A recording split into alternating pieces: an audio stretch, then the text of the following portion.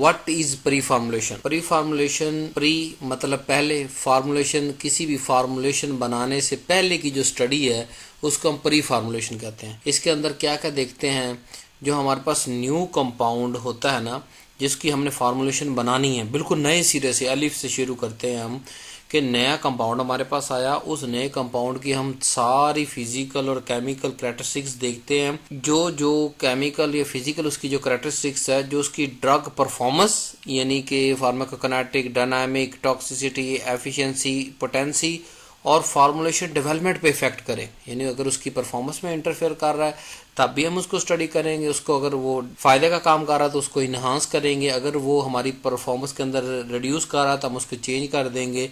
इसी तरह formulation development भी हम इसकी फिजिकल और केमिकल प्रॉपर्टीज को अच्छे से समझते हैं कि हमें पता चल सके कि हम फार्मूलेशन को कैसे डेवलप करेंगे, कौन से एक्सिपिएंट डालेंगे, कौन से जो है वो हम इसके साथ जो हमारा एपीआई है, न्यू ड्रग है, इसके साथ कौन कौन सी एक्सिपिएंट इसके साथ ऐड हो सकते हैं, कौन से नहीं हो सकते। तो ये एक मुकम्मल यानी स्टडी है जिसके एंड पे हमें क्या चीज़ मिलती है, इसके एंड पे हमें एक न्यू ड्रग की फार्मूलेशन बनाने का तरीका मिल जाता है। तमाम तर फिजिकल और केमिकल प्रॉपर्टीज़ को अच्छे से एनालाइज करते हैं ताकि जो भी ड्रग पे परफॉर्मेंस चेंज आ सके उसको ऑब्जर्व करें और फिर उसको किस किस स्टेप से बनाना है, कौन सी डेरिवेशन करनी है, साल्ट बनाना है, प्रो ड्रग बनाना है, क्या चीज़ बनानी, क्या नहीं बनानी, इन सारी चीज़ों को, यानी कि आप इस तरह कह लें कि प्री जो है वो पास्ट का भी इंफॉर्मेशन उसके लिए इकट्ठा कर लेते हैं उस न्यू कंपाउंड के लिए, और फ्यूचर के अंदर जो उसकी फार्मूलेशन बनाने का तरीका है, डेवलपमेंट करने का तरीका, उसको भी हम फाइनलाइज कर लेते हैं। ये चार कैरेक्टरिस्टिक्स किसी भी फार्मूलेशन के हों तो वो एक अच्छी फार्मूलेशन गिनी जाती है। नंबर एक, स्टेबिलिटी, कि वो फार्मूलेशन जो हम नए कंपाउंड से बनाने जा रहे हैं वो स्टेबल हो। नंबर दो, सूटेबिलिटी, कि वो आगे काबिल इस्तेमाल भी आए। रिप्रोड्यूसिबिलिटी, कि बार बार उसको हम बना सकें। एक्सेप्टेबिलिटी, पेशेंट या जो हमारी पॉपुलेशन है वो उसको एक्सेप्ट करे, उस जो है वो जो नई फार्मूलेशन बनी है उसको। अब फिजियो केमिकल प्रॉपर्टीज या कैरेक्टरिस्टिक्स कौन कौन से हैं? फिजिकल की अगर बात करें उसमें मेल्टिंग पॉइंट है, स्टेबिलिटी है, सोलबिलिटी है, फ्री एनर्जी है, फेस ट्रांजिशन है, ये सारे के सारे आगे हम डिटेल के साथ पढ़ेंगे इसी लेक्चर के अंदर।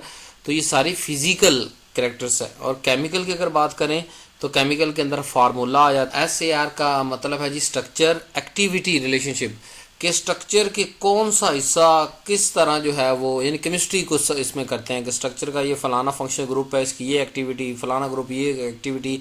तो ये SAR होता है स्ट्रक्चर एक्टिविटी रिलेशनशिप।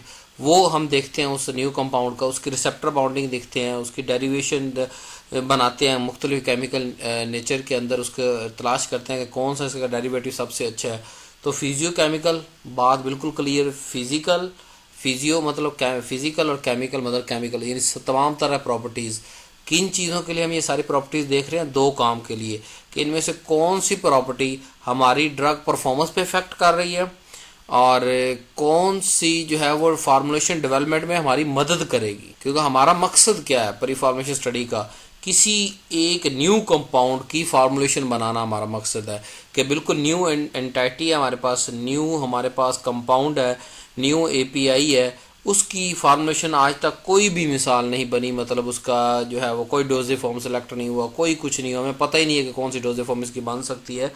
तो हम उसका प्री डाटा भी ले लेते हैं और आगे पोस्ट का भी ले आए पढ़ते हैं जी। अब ऑब्जेक्टिव क्या होते हैं? तीन बेसिक ऑब्जेक्टिव प्री फार्मूलेशन के। किसी भी स्टडी का अगर ऑब्जेक्टिव पढ़ लें तो हमें समझ आ जाती है कि उसके अंदर हमने करना क्या है। नंबर एक, फिजियो केमिकल जो है पैरामीटर उसको स्टैब्लिश करना है, यानी कि मालूम करना है, पेज के ऊपर लिख लेना है कि इस न्यू ड्रग की ये फिजिकल प्रॉपर्टीज़ हैं, ये केमिकल प्रॉपर्टीज़ हैं। तो पहला स्टेप हमारा क्या होता है कि ऑब्जेक्टिव या मकसद क्या होता है कि फिजिक केमिकल प्रॉपर्टी उसकी मालूम करना। दूसरा, उसकी कनेटिक, वो जो न्यू उसके में कनेटिक का नहीं पता, यानी उसकी एब्जॉर्प्शन, डिस्ट्रीब्यूशन, मेटाबॉलिज्म, एक्सक्रीशन कैसे होगी, कहाँ से होगी, कौन सा स्टेप करेगा, कौन सा आयन इन्वॉल्व होगा, तो कंप्लीट उसकी कनेटिक इन्फॉर्मेशन निकालना वो भी प्री फार्मूलेशन में हम देखते हैं।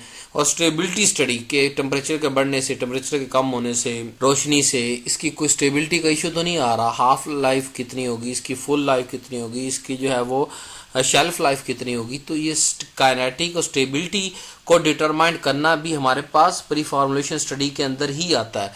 और फिर उसके बाद वो तमाम जो कॉमन एक्सीपिएंट, हमने कोई नया एक्सीपिएंट नहीं ले आना, कोई महंगा एक्सीपिएंट नहीं ले आना, कोई टॉक्सिक एक्सीपिएंट नहीं ले आना, कोई फजूल सा एक्सीपिएंट नहीं ले आना, जो आम हमारी फील्ड में ऑलरेडी एक्सीपिएंट मौजूद हैं, जो हम दूसरी डोजेज फॉर्म, दूसरी फार्मूलेशन बनाने में यूज कर रहे हैं, उन्हीं कॉमन एक्सीपिएंट्स को इस न्यू कंपाउंड के साथ उनकी कंपैटिबिलिटी को स्टडी करेंगे कि यार इसके अंदर लैक्टोलोज एज ए जो है वो इसका एक्सीपिएंट इस्तेमाल हो सकता है, इसके अंदर बाइंडर कौन सा डालेंगे, लुब्रिकेंट कौन सा डालेंगे, टैबलेट बनानी है तो सोल्यूशन बनाना कौन सा सॉल्वेंट इस्तेमाल करेंगे, ये इसको सोल्यूशन बनाएंगे, सस्पेंशन बनाएं, इसका लिक्सर बनाएं या टिंचर बनाएं।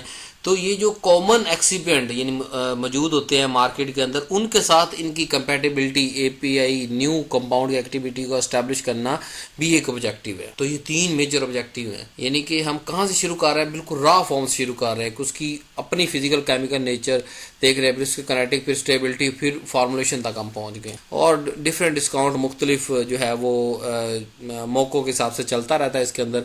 तो जो चीज़ आपके घर के अंदर ज़्यादा इस्तेमाल हो रही है उसको आप बल्क प्रॉपर्टी में यहाँ से ख़रीद लें और बल्क क्वांटिटी में आप यहाँ से ख़रीद लें और उसको इस्तेमाल करें। Thank you very much for watching this video. अल्लाह हाफिज़।